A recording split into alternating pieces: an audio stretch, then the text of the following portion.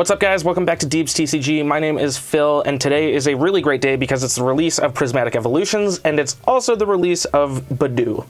This is a card that has been gaining a lot of hype, and a lot of decks are going to benefit from it, and I wanted to take a look at one that is specifically built around it. Before we jump into the list, if you guys want to support the channel and want more videos like this, be sure to hit the subscribe button, or leave a like, or leave a comment, and we also have our channel memberships up for the first time, so you can support us even more by doing that. Alright, so taking a look at the list, we have 3 Budew, obviously. If you don't know what this card does, it has the attack Itchy Pollen, which is free, does 10 damage, and the big thing is that your opponent can't play any items from their hand during their next turn. If we pair that up with a Venomoth from 151, it also will just confuse their active Pokemon, and they can't play any item cards. So the whole idea here is to lead with that Budew, and then get that time to set up your Venomoths on your bench, and also, because we're doing so little damage, we can benefit from some Frostlasses, adding 1 damage counter on each Pokemon that has an ability here. So we're running 3 Budews, 3 Venomoth, and 3 Frostlass, and then we also have a Blood Moon Ursaluna to clean up the end of games, and since we have such low HP Pokemon, we want to protect ourselves from things like Radiant Greninja and Kyurem, which will be relevant as we get into the trainers in this deck. We want a Manaphy in this deck just to make sure that we're safe and sound. So, moving on to trainers, we've got 4 Ionos, 2 Arven, 2 Irida, which is a really good card in this deck just to search out those Frostlass and grab an item as well. 1 Arazu, which will search out for 3 evolution Pokemon that don't have a rule box, which is, well, all of them. And the reason I'm a little scared of the Kyurem is because And the reason that I'm a little scared of the Kyurem is that we run the 1 Colress's Tenacity in here. 4 Buddy Puffin and 4 Nest Ball to search out, 3 Counter Catcher because we're going to be playing from behind a lot with this deck while we stack up the damage, 3 Earthen Vessel, 3 Night Stretcher, 3 Vessel, 3 Night Stretcher, and 3 Pokegear, 2 Super Rod just for a little bit of recovery, and a Hisuian Heavy Ball to find that Manaphy if we need it, or anything else. And I was originally toying with a Great Ball in here, but I decided why not? Let's put a Dusk Ball in there. It's one of my favorite cards ever, all the way back to the Diamond and Pearl era, and I was really glad it got a reprint. It's not good, but I wanted it in there just because. We've also got a Gravity Gemstone, a Neutralization Zone, and a Temple of Sinnoh. The Neutralization Zone especially is going to be really good late game. Maybe they burn their 1 Stadium in their deck, you plop that down, and you're almost invincible for the rest of the game. The only thing that can really deal with it is, again, another Stadium, or a Lost Vacuum, or something like that. Maybe even like a Lugia attack that discards a Stadium in play. And then to round the whole thing off, we've got 3 Grass in the deck just to get that Venomoth attack powered up. Okay, so heading into game 1 here, my opponent did choose to go first, which is pretty good for us, considering we can just kind of... Oh, come on, let me do it. Come on. There we go. Putting you in the active. Let's not throw down the second one yet, but I do just want to put these down just in case I see the dark. Oh. All right, this is gonna be a better matchup for us. Not only do we get the grass weakness on the Charizard here, but usually they're only running like they're only running like 1 Charmeleon to get the rare candies up, right? Let's go ahead. I think we just saved the Temple of Sinnoh. Do we have all of our Frostlasses in deck? We do, so I'm going to put those Snorunt down. I think we go Earthen Vessel just to get the energy out and thin a little bit for next turn. Attach that to the Venonat, and here we go. We're going to get started with the item lock. The first Budew attack for myself of Prismatic Evolutions format. One of what I'm sure is going to be many, so let's see what they've got here. Oh, okay, so he is running the Pidgeotto. Just to get ahead on the deck, we're going to see a Nemona, which is... Oh, and there's a Charmeleon. And this is makes me a little concerned that we're just kind of playing against a theme deck. Does the battle deck have Nemona in it? I don't know. Let's find out. That's all effects of attack, so he's good. Seeing that Nemona makes me want to bench or put down the Temple of Sinnoh, but I still think it's probably fine. Yeah. Let's put down the Budew just in case. Because if that gets knocked out next turn, we can just promote, and that way we don't have to rely on having the Venonat up for the item lock. Frostlass is going to start doing something for us. Getting some energy down on that Charmeleon, which is really good. Now, the really scary thing here is, like, We just have to avoid them getting the stage 2s up, which with this current board state is a little scary, but if they do, our only real hope... Oh. Boss stall? Boss stall? Are they going to try it? What are they trying here? Yep, they're going to try boss stall, but it's not going to work. All right. Maybe, yeah. Do we have a... Nope, it's just that stuff. Okay, that's fine. We'll go ahead and attach retreat. Got a little spooked when I saw the 2 retreat cross, which is fine. Yeah, and we'll just itchy pollen again. Cool. Okay, making some decent progress so far. He's basically in top deck mode or like waiting for an Iono to get a Charizard out because he can't Ultra Ball for it. I'm trying to think what else you would search. You can't Terra Orb, obviously. Any sort of ball search is gone as an option. You can Arven for a ball, but you still can't use it, which is awesome. So he's going to pass the turnover again. Again, he's just in top deck mode waiting for that Charizard. I'm really hoping we can get that Charmeleon out of here by the time that happens. It's 5 turns, so I don't know if that's going to be possible, but we're going to try our best. Gonna Night Treacher for that Venonat, attach the energy, and Itchy Pollen. Oh, I love this. This is peak right now, I think, in terms of how this deck could function. I just like my little grass dudes. Just annoying little guys. Another top deck. He's thinking. And there's the concession. Looks like he didn't want to be waiting for those Charizards to come through. All right, we're moving along into game 2. I'm going to choose to go second again. I like having the turn 1 Itchy Pollen. It's just really powerful. Unfortunately, we're not going to... Well, if we can find an energy... No, we can't even. The 2 Venonat... Or the 2 Retreat Cross Venonat is a little brutal. We're playing against... that. The Flareon's cool. Hopefully we can... Yeah. A switching card would be super beneficial in this deck, just I think a single one, but... Unfortunately, that is not the case. Maybe something to look at later. I think something that's also worth looking at is the possibility of running Hyper Aroma over Neutralization Zone, just because we rely on so many of these stage 1s, and it's such a good thing to have out right now, or such a good thing to just get all your dudes out on turn 2, right? I don't think we need the mana fee. Check our prizes. Okay, that's actually pretty solid. I don't mind any of those. All right, let's Buddy Poffin out. Let's get 2 Snorunt. I think we are gonna Earthen Vessel away the mana fee. I might regret that later, but who cares? Grab 2 of these guys. Attach 1 here, and then we can go ahead and Iono just to see more cards. I'm really hoping to get 3 Snorunt down. I guess I technically don't need because one of the Frostlass is in the prizes here, but I'm just going to go for it anyways. Let's do a Snorunt and another Venonat, I think. We don't need to put the Budews down just because it's really there if you can't get the Venonat up, which in this case we are going to be fine, I think.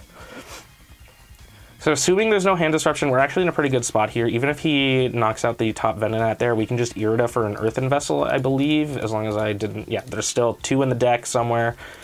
The EV is going to come down. I like where we're at least here, and 60 damage, because the ×2 on that Houndoom is actually pretty fun. If the defending Pokemon's a basic attack... Nah, we're chilling. Kind of. The 90 is really scary, but we'll see here. All right, turn passes over to us. That's good. We can throw our Venomoth down. Let's go ahead and attach here. Find a Frostlass. Get... Do I want something else? That isn't an Irida. I don't think so. I think I just want to get that Frostlass up and running. And then we'll grab a... what do do I want to grab? Do I just grab a counter catcher and like hold it for next turn? Because yeah. I mean, see, yeah, who knows? We're at the ladder reset. There's a whole bunch of people just like stuck at the bottom of the ladder right now. He might not even play hand disruption. Who knows? But let's just confuse him, go for it, and see what happens. No items, 60 damage. That is really huge for us. We'll see what's going on here. The Frostlasses aren't going to do anything, unfortunately, just because we don't have any Pokemon that have abilities that are coming down. The Evil Claw's charged up, which is really, that sucks. But we'll see here. Let's see. So ideally, Tails. Oh, you love to see it. 90 comes down. Oh, that is so good to see, dude. Now I think, let's just go ahead and poke a gear here. Nothing, so the only thing we can do is just Perplexing Powder again.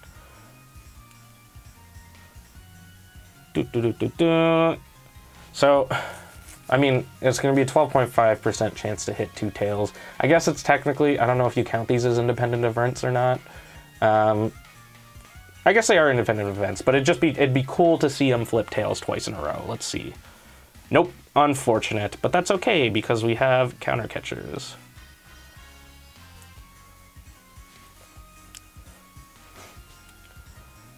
He's going to grab the one. That puts all of our counter catchers online, which is good. Beautiful Night Stretcher for the Venomoth. We're doing some Venomoth. And I think just, oh man. 60 gets him to 210. Is it worth taking the risk? Because if he passes over the next turn... You know what? It wouldn't be a good video if I didn't take the risk. Why not? Screw it. Let's just see what happens here. So, I think our success is largely going to fall on him flipping a Tails. We'll see here. Still no items. Very brutal for him, because again, that gets rid of all your Ball Search, that gets rid of Super Odd Night Stretchers. There's so many, this is such an item-based format, which is maybe soon to change, even, just because Budew is coming out, and it's going to be such a big focus for a lot of people, but it also might go the way of Dragapult when it first released, where Japan was super into it. Let's please... Yes! Love to see it. Where Japan was super into Dragapult and it was dominating City Leagues, and then it comes out and it's just like, oh, this is actually kind of mid. That is, you love to see it. We're going to Perplexing Powder again. Still no items. Bye-bye Houndoom. Hoping we can get that third Frostlass, but they're not doing anything for us right now, so I'm not sure why, to be honest, but it does come into our hand. The rest of these are unfortunately a little bit rough to deal with. Piling 30 on a turn is going to be fine. Don't have a way to gust up that Charmander, and that's my big concern here, is I don't want that to turn into a big boy, you know? The Flareon I don't really care about, so yeah, we'll see. What the, oh no. The Roark. Alright, Flareon EX comes down. What does this even do? Oh, okay. Carnelian is a rock that I have never heard of, actually. Fun fact, the Stellar Pokemon, their second attack, is always named after a rock, and then the 3 energy is kind of like the color of that rock. Let's see if we can Buddy Puff it now. I'm just going to put a Budew down just in case, because I'm scared of not charging this up, and I just want him to be down in time if we do get knocked out next turn. Gonna keep piling on 30 at a time, keep confusing him, see what happens, and just hope for the best. That's the thing about this deck. It's a lot of coin flips with the confusion, which is really funny. But it's also probably not the... listen, if you're thinking about taking this to regionals, just don't. Maybe if you're maxed on cups and challenges and you want to take it to locals, it'd be really funny. See? But other than that, yeah, no, there's you kind of just sit here and go Perplexing Powder, again and again. And it's great. It's fun. It's great. It's just not good against anything that is positioned better as a meta contender, you know?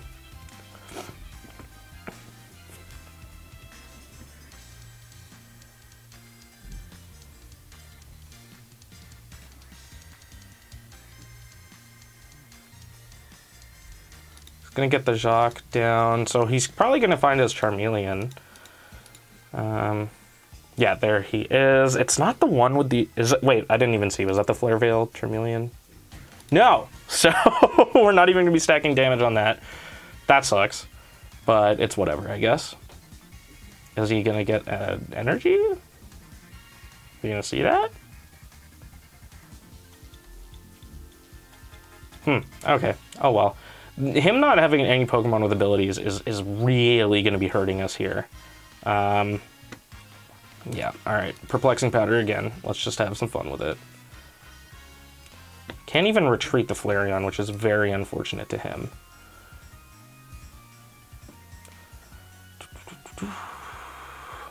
So yeah, I'm trying to see what's going on in terms of like what he could come at us with. The Burning Charge is a little brutal, especially because he's hitting 170. And there's the Charizard. Alright. So, we're stacking 3 each turn with Frostlass, but this is because that just might run our whole board down. Again, we do have the Ursaluna, so in like when he takes 4 prizes, we can just throw that thing down or start attacking for free. We also have the Grass Energy, so realistically, you're going to be getting the Ursaluna up when he's at like 4 or 5. He's going to flip Tails on the Confusion, though, which is huge. Nice, nice, nice. And now we can finally start doing something with our Frostlasses. Oh, I forgot it does them one at a time on live. There we go. All right. You know, when you think about it, there is a lot of things that live kind of could just speed up. That is one of them. Gardevoir is one of them. I think I'm just gonna search it out. I'm gonna grab the Arzu. I literally, I don't know, that's probably not the best play at all, but I just want the second Venomoth down because I'm getting a bit spooked for when he does die. We'll Perplexing Powder again, and pass it over. We've been really fortunate on these coin flips, to be 100% honest, too. That's been a very good thing. Only 9 more turns. Too, until the Charizard gets knocked out by the Frostlasses. Oh boy.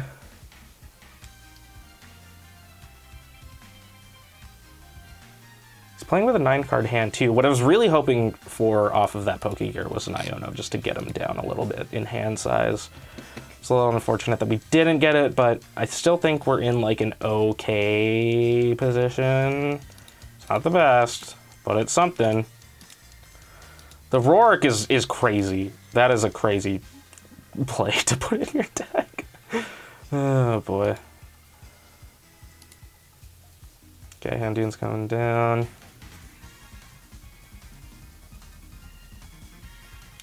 Flips. Tails again on the Confusion.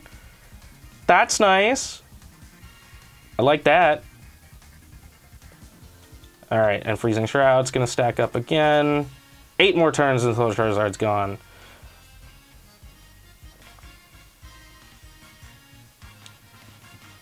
Alright, I think we're gonna grab a Night Stretcher so we can just go ahead and get the other Venonat charged, or Venomoth charged up like right now, which is really, really good for us. Yeah, I think Perplexing Powder is our play here. If he does choose to attack again and flips the Tails again, that's going to be 4 prize cards down, and that's going to put us in a really, really, really good spot. You can basically, like, we could win by just, like, we go down to 4 prizes, the Charizard is now at a point where once we attack it with the Ursaluna, it's dead, so we're, you know, we can just kind of sit there and be like, all right, you can take four prizes, and I was like, slap the Ursaluna down, you're good. The Rika... that's one that I have to check. I don't even know what it does. Oh, okay. Yeah, that's fair.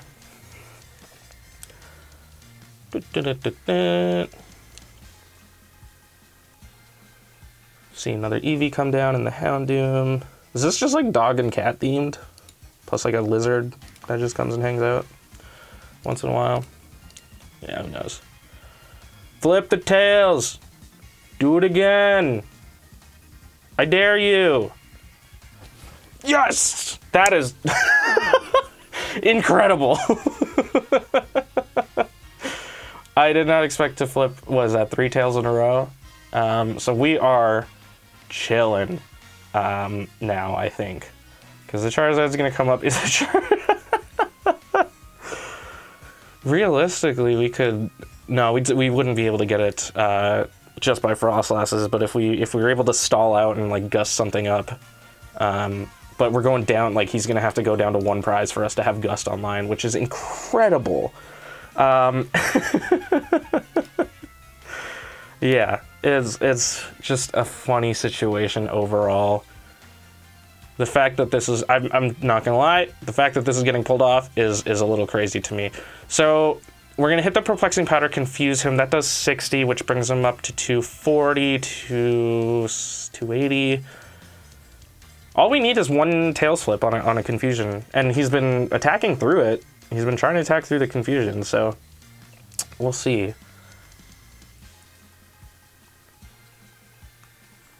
Yeah, Burning Darkness comes down. Obviously, 300 damage to the Venomoth. What I could be doing is I could have been charging up the Speed Wing. I wonder if that's the play. Send up the Budew and just hope to grab the Speed Wing for knockout. Let's go for that, actually. Because we just need 2 manual attachments. Unfortunately, no energy acceleration, which is a little sucky, but that's okay, because we have a lot of time to play with. So what I'm hoping can happen is we just Speedwing for the game and be good with it. Course's Tenacity, huge. Let's go ahead and get the Neutralization Zone and the Grass Energy. Plop this bad boy down. Plop that one down. And Itchy Pollen for double damage, 20. Crazy. 100 HP to go.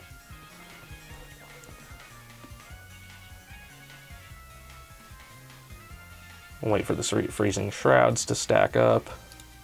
The Neutralization Zone is going to be huge for us. I don't think he's going to have a Stadium Bump just based off of the list that I'm seeing.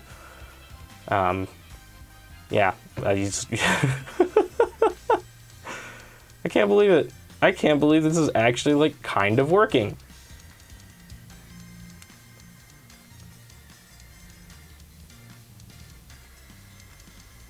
Alrighty. He's thinking. He's thinking. The beautiful thing about Budew, too, is it's like any other baby Pokemon in this format. We've got free retreat, so as soon as... Oh! Ha ha ha! Funny guy. Is he going to try in here? Now, that sucks, because we don't have else to go get that thing. But, nonetheless, this is... Oh, boy. We just need to buy ourselves